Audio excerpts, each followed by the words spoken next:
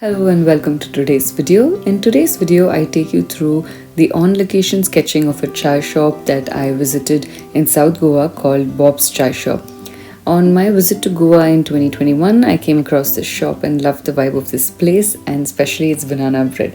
So when I visited here again in December 2022 for my second anniversary with my husband, we decided to go there again for a cup of chai.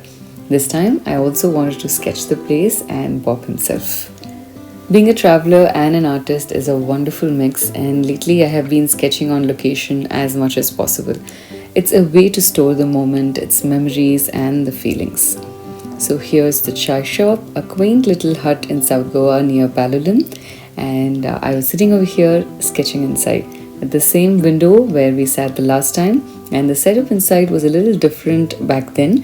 There were some benches placed towards the backside, but this time it was a little more different, but it was the same chai.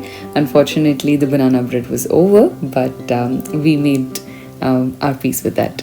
In today's video, you can see the setup that I have when I'm doing urban sketching or when I'm doing sketch on live location, and also give you some tips when you have to choose a subject.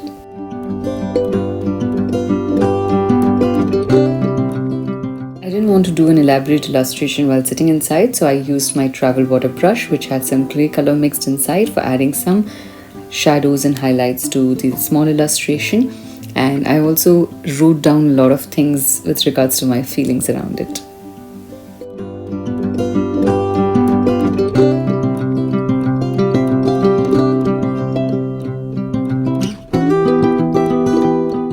Also showed it to him in the end, and he was very happy to see it and also obliged with a few pictures. Once we had our tea, we came out and I decided to sketch the chai shop. I took out my sketchbook and picked out a corner on the road which gave me a good view of the shop. So when I'm doing urban sketching or sketch live on location, I make sure I carry a fountain pen or any other micron to do an outline of the illustration. And then I carry a couple of size of bulldog clips. These are essential as the pages tend to otherwise fly and it becomes very inconvenient to sketch.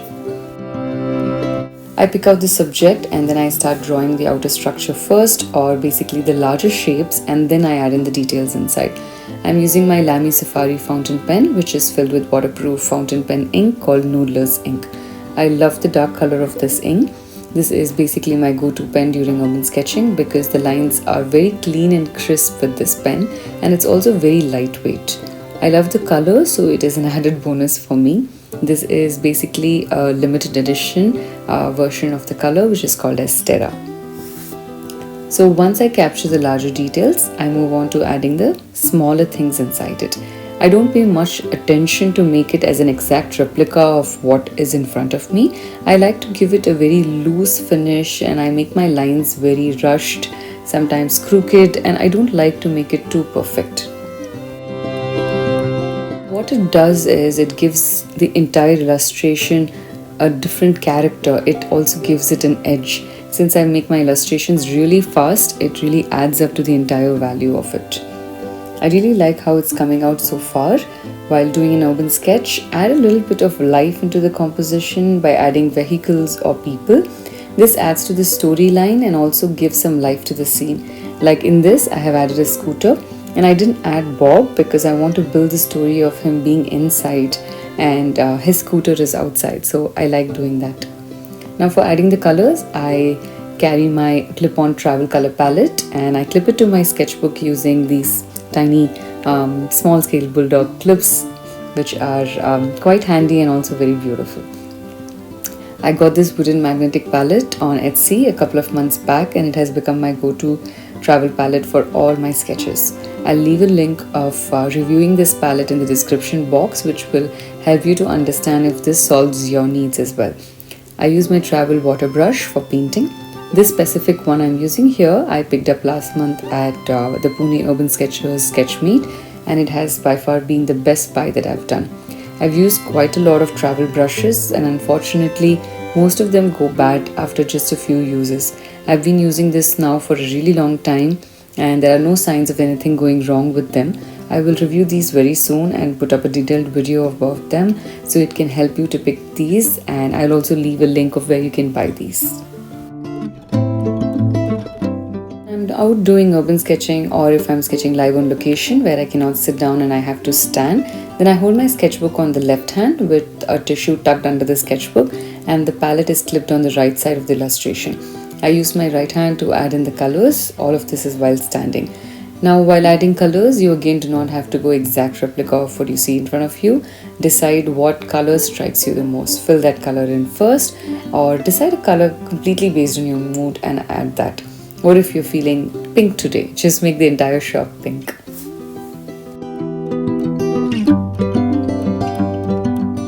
Slowly you will notice that you have a favorite side. Like for example, I really prefer drawing more on the left side and having my paints on the right hand side, because it really works very well for me that way.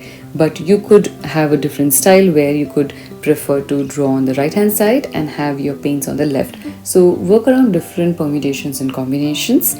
Another thing that would affect is the orientation of your sketchbook. Like right now, mine is portrait. So in this case, I also find it very easy to do like a full spread. And if I'm sometimes using a landscape, I find it little difficult to hold it if it is a very big book. If it is A5, it is still manageable. But I think when it goes bigger than that, I will have to sit down and use that. Along with sketching, I highly recommend also writing a few lines with it. So the sketchbook is not just a plain sketchbook, it becomes like a journal where you can sketch, you can see what your thoughts are at that moment, and when you look back, you're able to relive the exact feelings back again, and it just is such a wonderful story that your life is.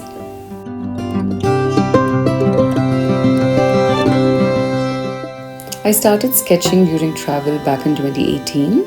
Back then I did not know it was called urban sketching, and I would mostly sketch only in cafes and places where I was not grabbing a lot of attention. So I would sit in one corner, I would see what is in front of me, and I would draw that. I have really recently started standing on the streets and sketching. Usually it is with a group or at least one more person along. This is in fact the first time I'm sketching by myself outdoors, standing on the street. My husband Arvind is filming this, so it still does not feel very odd because I have someone along. But these are basically tiny steps that will help me overcome the shyness of sketching outdoors all by myself without having a second thought.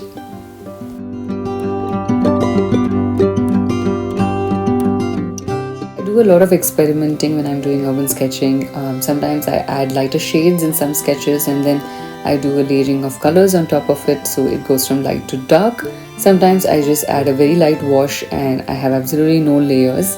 Then the third style that I do is I add pretty strong midtones.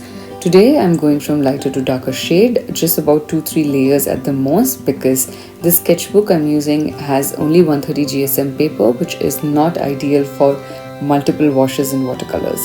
So if you're a beginner, I would highly recommend you to start using only 300 GSM.